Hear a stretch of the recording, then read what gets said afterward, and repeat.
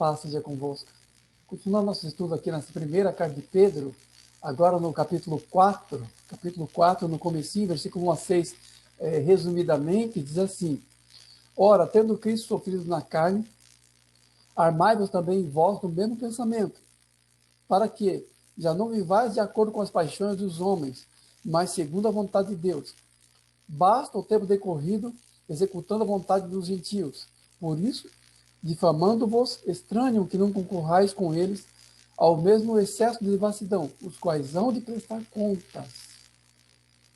Tendo Cristo sofrido na carne, armai-vos do mesmo pensamento. Que pensamento? O pensamento de que o sofrimento e as contradições do mundo são parte do Evangelho. Esse pensamento nós temos de nos armar dele, tendo o mesmo sentimento que houve em Cristo Jesus. É até curioso que Pedro esteja escrevendo isso, porque Pedro levou uma bronca de Jesus justamente sobre esse aspecto. Porque lá nos evangelhos, quando Jesus começou a anunciar que ele ia ser morto, que ele ia ser crucificado, que ele ia ser entregue aos gentios, ia morrer, ia passar por tudo aquilo, Pedro chegou para Jesus e disse: não, Senhor, de modo algum isso vai acontecer contigo. E Jesus dá uma bronca em Pedro, fala: arreda, Satanás, porque você não cogita das coisas de Deus, e sim das dos homens. Por quê? Porque o homem tem um pensamento de autopreservação entranhável. O homem pode relativizar sua ética, pode relativizar seus valores, pode acomodar muitas vezes o evangelho ao seu próprio molde, à sua própria conveniência. Isso é um pensamento mundano. E quando Jesus fala dessa coisa necessária que haveria de acontecer, em que ele ia realmente passar por um sofrimento, ia ser crucificado e morto, para Pedro aquilo não entra. Não, mas espera lá. Né? Aquele pensamento secular, né? Coisas boas, coisas ruins não acontecem com pessoas boas, um pensamento muito comum. Pessoas até hoje têm dificuldade de entender que coisas ruins acontecendo com pessoas boas. Se uma pessoa é ruim e sofre, tá na medida mesmo. Mas o contrário não, é um pensamento muito forte do ser humano, mas tem a ver com todo aquele pensamento humano de autopreservação, pelo qual o homem muitas vezes assim relativiza seus valores para estar bem, para estar confortável. E a bronca de Jesus em Pedro é isso: afasta de mim, Satanás, porque isso é um pensamento maligno que faz com que as pessoas muitas vezes se preservem a custo de sua própria alma. E todo o evangelho fala justamente de renúncia, de sofrimento e de perda. Se nós acharmos realmente que o evangelho não é composto dessas coisas, o nosso pensamento não é o pensamento do evangelho, mas o pensamento dos homens. Porque todo o pensamento humano tem de autopreservação. Tendo Cristo sofrido na carne, amai-vos vós também do mesmo pensamento. Numa outra ocasião, o Senhor disse para os apóstolos: quando vocês saíram, quando mandei vocês pregar evangelho sem bolsa, sem alforje de dinheiro, faltou alguma coisa para vocês? Eles disseram: não faltou nada. Pois então agora, quem de vocês tem uma espada, empunhe essa espada. E quem não tem uma espada, compre uma espada. Se armem. E os apóstolos entenderam aquilo literal, porque Jesus falou: porque ainda vai se cumprir em mim o que está escrito: ferirei o pastor e as ovelhas serão dispersas. Jesus falou isso. Compre uma espada, se arme, porque ainda falta acontecer isso. Ferirei o pastor e as ovelhas serão dispersas. Do que Jesus está falando? Do momento da sua traição. Do momento em que seria entregue aos gentios e seria morto, crucificado, como eu já tinha anunciado antes. É disso que ele está falando. E, obviamente, que as espadas aqui são o armamento interno, não uma espada física. Mas os apóstolos entenderam fisicamente, entenderam literalmente, e trouxeram duas espadas. Ó, Senhor, tem duas espadas aqui. Mas Jesus não estava falando disso. Armar-se do pensamento é armar-se da possibilidade de sermos postos à prova pela contradição do mundo. Porque o Evangelho tem isso como pressuposto. A pessoa que não aprendeu a renunciar, a pessoa que não aprendeu a andar em humildade, provavelmente ela não estará apta a uma prova quando ela vier. E, de fato, quando aconteceu aquele momento em que o pastor foi ferido, as ovelhas foram dispersas, porque os apóstolos fugiram todos no momento de maior tensão. E quando Jesus estava ali no Monte das Oliveiras, naquela agonia, ele disse aos apóstolos: vigiai e orai para que não entreis em tentação. O espírito, na verdade, está pronto, mas a carne é fraca. Por quê? Porque a carne tende à autopreservação, como sempre. E sempre a autopreservação é o molde geral do egoísmo, pelo qual muitas vezes nós não nos armamos do mesmo pensamento do Senhor, com a possibilidade, muitas vezes, de sofrimento e de perda por causa do evangelho nesse mundo. E aqui, como já disse, e vou dizer sempre, há, infelizmente, tendências doutrinárias hoje em dia que tendem justamente a isso. A que se acomode, a que se realizem sonhos, a que se ganhe pelo evangelho, ao invés de se perder. O que vai ser quando tivermos o nosso Getsemane? O que vai ser quando vier a hora da provação? O que vai ser? Se estamos mal acostumados dessa maneira, se não nos estamos armando do mesmo pensamento do Senhor, que sofreu na carne para nos deixar exemplo, para seguirmos as suas pegadas. O que vai ser? Depois Pedro fala, basta o tempo decorrido em que vocês viviam antes das paixões humanas. Larguem disso agora. Uma exortação para que se viva em renúncia e santidade. Basta o tempo decorrido. Porque há pessoas que nasceram no lar evangélico que talvez tenham sido crentes a vida inteira. Mas eu diria que um grande número de nós, do nosso meio, são pessoas que viveram no mundo antes, que viveram em paixões muitas vezes, viveram em impureza. E o Senhor teve misericórdia desse tempo de ignorância, porque o novo nascimento faz quitar toda aquela vida vivida na carne. Quem está em Cristo Jesus, nova criatura é, e as coisas velhas passaram. A misericórdia de Deus, então, não leva em conta os tempos da ignorância. Então, quando Pedro fala isso, ele falava, já basta o tempo que vocês viviam assim. Agora, vivam em santidade. Não voltem a praticar aquelas mesmas coisas que vocês praticavam antes. E também Pedro fala de uma outra coisa, que é a possibilidade da difamação. As pessoas que muitas vezes eram companheiros de farra de pessoas que viviam em dissolução, agora difamam as pessoas que se convertem. Isso acontece muito. Meu pai, por exemplo, assim, era alvo de zombaria, onde ele trabalhava no departamento lá, o DAE, um departamento lá de São Paulo, de água e energia elétrica, nem existe mais departamento. Mas ele trabalhava lá e era muitas vezes difamado e alvo de zombaria de pessoas que bebiam a cachaça deles lá e ficavam falando besteira, jogando cartas e tudo mais. Meu pai parou de participar daquilo e era muitas vezes ignorado. Outros até admiravam, mas outros zombavam. O fato é que fazemos uma escolha para a eternidade perante isso. Seja qual for o nosso nível de mundanismo, se vivemos muito no mundo ou pouco no mundo em termos de suas dissoluções, o fato é que fazemos uma escolha para a eternidade. E as pessoas que não fazem essa escolha em prol do evangelho serão julgadas por isso. Porque cada pessoa que se converte, cada pessoa que deixa de andar na roda dos escarnecedores é um testemunho para essas pessoas. Por aquilo que elas tiveram de novo nascimento, de vida nova em Deus. E as pessoas que fazem zombarias, elas vão ser julgadas por causa disso. Porque a eternidade vai ser a linha divisória de todas as coisas no final de tudo. Daqueles que escolheram viver com Deus ou daqueles que escolheram continuar em sua vida inútil nesse mundo. Versículo 7 a 11, continuando. Ora, o fim de todas as coisas está próximo. Sede, portanto, criteriosos e sóbrios, a bem de vossas orações. Tende amor intenso uns pelos outros. Servi uns aos outros. Se alguém fala, fale de acordo com os oráculos de Deus. Se alguém serve, faça-o na força que Deus supre, para que em todas as coisas Deus seja glorificado por meio de Jesus Cristo. O fim de todas as coisas está próximo.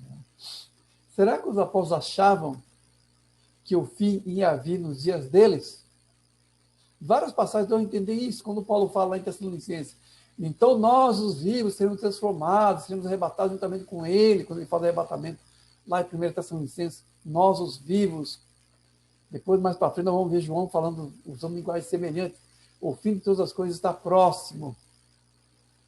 Se eles achavam que era no tempo deles, realmente estavam enganados. Se passou bastante tempo. Depois nós vamos ver uma passagem dessa mesma carta de Pedro, na segunda carta, onde ele fala mais de uma demora. Se aqui ele dá a entender que o fim estava próximo em relação ao tempo dele, na segunda carta a gente vai dar a entender que o tempo vai ser mais demorado. As duas coisas. O fato é que as escrituras são escritas para crentes de todas as épocas. Se o fim de todas as coisas não estava próximo na perspectiva de Pedro, pode estar próximo na nossa perspectiva atual em relação às coisas que têm acontecido hoje em dia. Hoje, né, nesse ano de 2021, muitas coisas grandes escatológicas estão acontecendo. Pode ser que para nós essa palavra seja essa mesmo, o fim de todas as coisas está próximo. Não era para Pedro, mas é para nós. É a Escritura para nós isso. E aqui Pedro fala que serem, portanto, criteriosos e sóbrios a bem de vossas orações, criteriosos e sóbrios. Por quê? Porque é um conjunto de modo de vigilância a qual nós temos que atentar. Justamente por estarmos perto do fim. Quanto mais perto estamos do fim, mais devemos intensificar nossas orações e nosso modo de vigilância. Ser criterioso e sóbrio é estar vigiando sobre todas as coisas que nos vêm como informação, como doutrina, como convite ou aceno por parte do mundo. Isso nós temos que ser criteriosos em relação às coisas que nos vêm como doutrina no meio evangélico. Há muitas coisas erradas que vão aparecendo, heresias e enfoques errados que vão aparecendo, e nós temos que ser criteriosos em relação a essas coisas. E também sóbrios no sentido de estarmos vigilantes, não nos deixarmos embriagar por tudo aquilo que é embriagável no mundo. As coisas que nos deixam assim relaxados, as coisas que nos deixam assim, como é que eu vou dizer, bêbados de coisas do mundo. Muitas vezes o excesso de distração, muitas vezes o excesso assim de coisas sem importância que vão se avolumando e vão de alguma maneira sufocando o evangelho. Nós temos que ser vigilantes e sóbrios, criteriosos e sóbrios. Criteriosos com as coisas nós devemos ter critério. E sóbrio com relação a tudo aquilo que é inebriante e que pode nos relaxar do nosso modo de vigilância. Nós temos que ter isso. A bem de vossas orações. Porque as nossas orações têm que ter a intensidade de nosso diálogo com o Senhor. E temos que estar vigilantes com coisas que vão realmente nos afrouxando em relação à oração. Que vão nos tornando relativizáveis em oração. Então, nós temos que ser criteriosos e sóbrios em relação a essas coisas. Coisas que vão realmente, assim, nos deturpando, inclusive, o nosso modo de oração. Temos que estar realmente vigilantes em relação a todas essas coisas. Tende amor intenso uns com os outros. Não é apenas termos aquele sentimento morno, aquela amizade superficial, mas temos realmente amor intenso. Isso é uma coisa que nós deveríamos buscar em oração. Porque a base e a definição de um verdadeiro discípulo do Senhor é o amor uns para com os outros. E amor intenso. Eu vejo muitas coisas sendo faladas em relação à oração. O que vale, o que não vale. O que é oração bem feita, o que é oração mal feita. Vejo 500 teorias sobre isso. Mas poucas coisas eu vejo sobre orarmos para que o amor de Deus aumente em nossos corações. Pouco se fala disso. E a primeira coisa que deveríamos orar é justamente sobre isso. Que o amor de Deus cresça em nosso coração. Que a nossa intensidade de comunhão se apure cada vez mais. Isso deveria ser o nosso primeiro objeto de oração. E, no entanto, vemos muitas coisas sendo colocadas como definições de oração, como modos de oração, como teorias e teorias de oração. Mas pouco realmente por aquilo que a oração deveria ser. O nosso modo de intensificação da nossa comunhão com o Senhor, revertendo-se em amor intenso, revertendo-se em servir uns aos outros, porque nós somos servos uns dos outros. Isso deve ser a nossa vivência no Senhor, em humildade, em renúncia e humildade uns para com os outros. Eu admiro, assim, como no meio da igreja pouco é entendido dos frutos do Espírito, do amor de Deus, como aquele que se faz em relação ao outro. Vejo pouca humildade direcionada aos irmãos, vejo pouca tolerância direcionada aos irmãos e suas fraquezas e suas falhas, muitas vezes. Vemos aqui que toda a nossa fala tem que ser segundo a vontade de Deus. A nossa fala deve ser agradável a Deus. E é pouco provável que uma fala que seja crítica, uma fala que seja ácida, tempestiva, contra os irmãos, seja ao mesmo tempo agradável a Deus. Se alguém falar, fale segundo os oráculos de Deus. Fale segundo a palavra de Deus. A nossa linguagem tem que ser temperada com sal para sabermos como responder a cada um. Pedro vai falar isso mais para frente. A nossa linguagem importa muito. O nosso modo de falar, se é segundo a palavra de Deus ou não. E isso, uns para com os outros, que é disso que está se tratando aqui o tempo todo. O nosso modo de amor fraternal e o modo como, pelo fato de estarmos no fim de todas as coisas, temos de intensificar o nosso amor para com os outros. Falar cada vez mais de modo agradável a Deus. E glorificar a Deus desse modo em todas as coisas. É o que fala no final aqui. Para que em todas as coisas Deus seja glorificado por meio de Jesus Cristo, porque todas as coisas que nós somos, tudo aquilo que nós exercemos por meio de Jesus Cristo. Jesus Cristo é a fonte de todo o fruto do Espírito, de todo o amor que devemos ter uns para com os outros, de toda fala agradável, de toda palavra que é boa para a edificação. Jesus é a base de tudo isso, porque é por meio de Jesus que somos o que somos perante Deus Pai. É Jesus que nos qualifica na nossa vida com Deus. É Ele. De modo que tudo que se faz e que se é em Jesus Cristo, e através disso glorificamos ao Pai, em tudo aquilo que manifestamos do Evangelho em nossas vidas e em nosso modo de comunhão. Depois, do versículo 12 a 19, diz assim, resumidamente: Amados, não estranheis o fogo ardente que surge no meio de vós, destinado a provar-vos. Pelo contrário, alegrai-vos na medida em que sois participantes dos sofrimentos de Cristo. Não sofra, porém, nenhum de vós como ladrão ou malfeitor, mas se sofrer como cristão, glorifique a Deus por esse nome. É até curioso, glorifique a Deus por esse nome. Porque o nome cristão é o quê? Cristão é pequeno Cristo. Embora pareça uma palavra aumentativa, na verdade o sentido dela é como se fosse diminutivo. Cristão soa aumentativo para nós, mas o sentido é diminutivo. Pequenos Cristos. E os irmãos foram chamados de cristãos em Antioquia pela primeira vez. Está lá no livro de Atos, não lembro agora que capítulo, mas aparece lá qual é a primeira vez que os discípulos do Senhor são chamados de cristãos. E cristão sempre foi um nome coletivo. Agora temos crente, ou evangélico, mas o nome que aparece na Bíblia pela primeira vez é cristão, pequenos cristos. Ele diz assim: não estranheis o fogo ardente que surge no meio de vós, destinado a provar-vos. Por quê? Porque, como temos sempre insistido, a provação é parte da trajetória, não é nenhuma coisa estranha. Porque quando Pedro fala assim, não estranheis, por quê? Porque sempre é aquela norma geral, né? Por que o justo sofre? Por que coisas ruins acontecem com pessoas boas? Isso, de certa forma, contraria a norma geral do pensamento. Não é estranho que uma pessoa faça maldade e sofra, mas é estranho que a pessoa faça o bem e sofra também. E, no entanto, o fogo ardente da provação é justamente aquele crisol, aquele fogo que purifica e depura a fé, que tira todo o restolho e deixa só o elemento verdadeiro da nossa fé. O fogo da provação tem essa característica, de depurar a nossa fé. E aqui, realmente, como eu já disse antes, o contexto da carta é um contexto em que estavam sob fogo intenso, de perseguições, de mortes, de tortura e de martírio. E a exortação de Pedro é justamente que nos alegremos à medida que estamos participando do sofrimento de Cristo. O sofrimento de Cristo, a cruz de Cristo, como protótipo daquilo que está para nós como possibilidade de sofrimento. Se nós não estamos assim, pode ser que venhamos a estar. E os cristãos primitivos tinham isso muitas vezes em mente. A alegria de sofrer por Cristo. É uma coisa até estranha. No livro de Atos, por exemplo, quando os cristãos começaram, os apóstolos começaram a levar as primeiras varadas, os primeiros açoites, está escrito lá que eles estavam alegres por serem dignos de sofrer por amor a Cristo. Eles estavam felizes, estavam doendo, obviamente.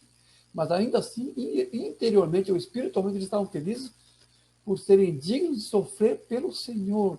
E esse é o espírito que animava muitas vezes os cristãos perseguidos do segundo e terceiro século. Uma coisa estranha. Se vocês lerem história da igreja, vocês vão ler, por exemplo, sobre Inácio de Antioquia, por exemplo, que estava sendo levado a Roma para ser morto na arena, para ser atirado às feras. E ali, nessa trajetória, ele soube que haviam cristãos que queriam livrá-lo, queriam raptá-lo no trajeto e livrá-lo do martírio. E ele escreve a esses cristãos dizendo: não façam isso. Eu estou feliz. Eu sou, né, ele até usa a expressão, eu sou trigo de Cristo, eu quero ser moído, sou pão de Cristo. E as feras vão me moer e vão me tornar como o pão limpo de Cristo. Então ele se coloca assim, como alguém que vai ser oferecido em libação, vai dar um testemunho, vai dar um testemunho da fé e vai depositar a sua vida como testemunho perante o Senhor. Perante aquela turba que está ali torcendo pela morte dele, porque eles eram mortos nazarenos. e eram colocados como um espetáculo, as pessoas ficavam ali, torcendo pelas feras ali. Havia esse espetáculo lúgubre naquela época. E os cristãos eram colocados ali para morrerem nas arenas. Isso nós vemos em filmes antigos como Quo Vadis, que mostra essas cenas. Essa era a situação dos cristãos do segundo e terceiro século, e muitos deles iam com alegria. Há até um relato de uma criança, de 8 anos de idade, uma criança, ia ser martirizada por sua fé. E ali ele viu várias senhoras assim, chorando, assim, porque ele era uma criança.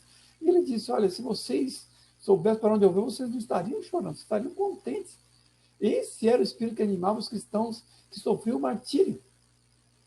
Porque eles estavam conscientes da sua identificação com o Senhor, tanto em relação à vida, quanto em relação à possibilidade da morte, da tortura e do martírio.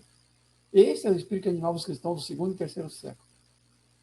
Hoje em dia, a possibilidade de perseguição nos dá medo. Pessoalmente, eu sinto medo. Se eu olho assim, o rumo dos acontecimentos no Brasil e no mundo, vejo no horizonte uma possibilidade de perseguição à igreja, por meio assim, de uma ideologia esquerdista que pode dominar o Brasil e o mundo, e há uma perspectiva de perseguição à igreja realmente. E isso muitas vezes nos assusta e amedronta. Mas os cristãos do segundo e terceiro século iam alegremente ao martírio, morriam cantando e glorificando a Deus. São exemplos para nós. Deveríamos, nesse tempo, ler mais livros sobre isso. Eu mesmo estou fazendo isso, para me inspirar nas pessoas. Porque a palavra de Deus diz que o sofrimento, ele tem um valor. É por isso que Pedro fala assim, em seguida assim, ninguém de vós sofra como ladrão, malfeitor, mas se sofrer como cristão, glorifique a Deus por isso. Por quê? Porque esse sofrimento é um sofrimento que glorifica a Deus. Tem sofrimentos e sofrimentos, mas o sofrimento perante o Evangelho é um sofrimento que tem qualidade eterna para nós. E assim, a exortação anterior que nós já lemos, nessa mesma carta, é que nós não nos deixemos nos amedrontar por suas ameaças. Então, essas perspectivas não deveriam realmente nos amedrontar. Se alguém sofrer, sofra como cristão. Assuma essa identidade e glorifique a Deus com isso. Porque o grande divisor assim, dos sofrimentos aqui no mundo são os sofrimentos perante o Evangelho e o sofrimento geral que todo mundo sofre. O sofrimento perante o Evangelho é testemunho. E isso tem grande peso para o Senhor. Isso a carta está dizendo o tempo todo, justamente falando para pessoas que estão assim sendo perseguidas e morrendo pelo Evangelho nessa época. Terminando o versículo 17 a 19, resumidamente diz assim: porque a ocasião de começar o juízo de Deus, pela casa de Deus é chegada. Deixa eu ler a frase de novo. Porque a ocasião de começar o juízo de Deus pela casa de Deus é chegada. Ora, se primeiro vem por nós, qual será o fim dos que não obedecem ao Evangelho de Deus? Por isso, também os que sofrem segundo a vontade de Deus encomendam a sua alma ao fiel Criador na prática do bem. É uma conclusão do que nós estamos falando agora. Então Pedro fala assim, é começado o juízo pela casa de Deus. O crente vai ser julgado? O crente vai ser julgado. Sim, o crente vai ser julgado. O crente não é julgado, só recebe galardão. Tem essa historinha por aí, mas vamos ler a palavra de Deus.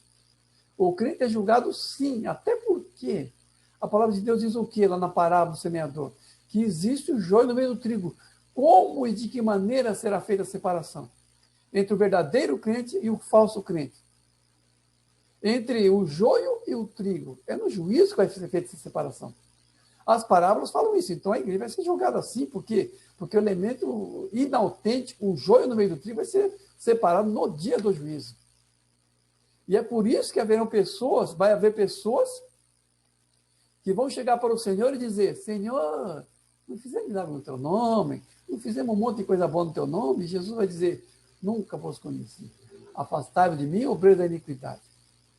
Porque o juízo começa pela casa de Deus. O crente vai ser julgado? Sim. Vamos ser os primeiros da fila, inclusive.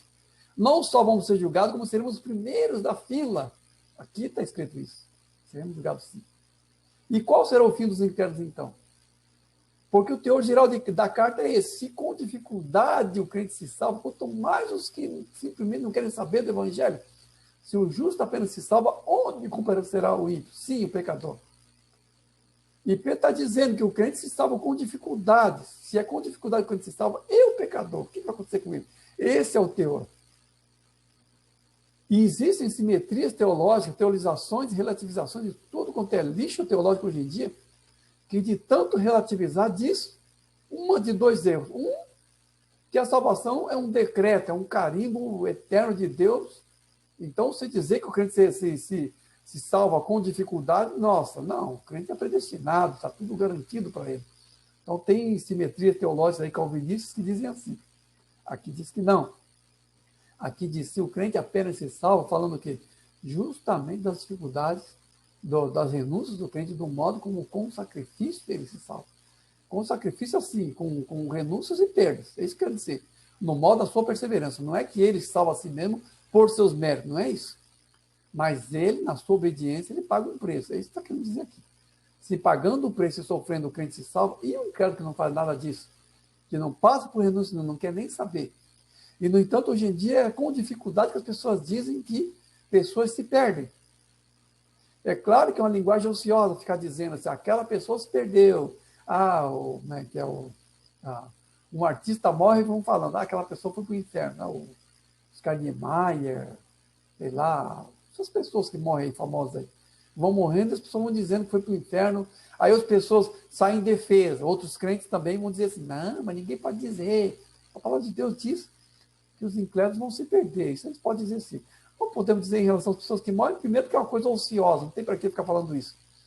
E segundo, porque existe assim, uma remota possibilidade de uma pessoa se arrepender no final. Se nos últimos momentos a pessoa se reconcilia com Deus, essa pessoa pode ter levado uma vida inteira de pecado e ainda assim se salvar.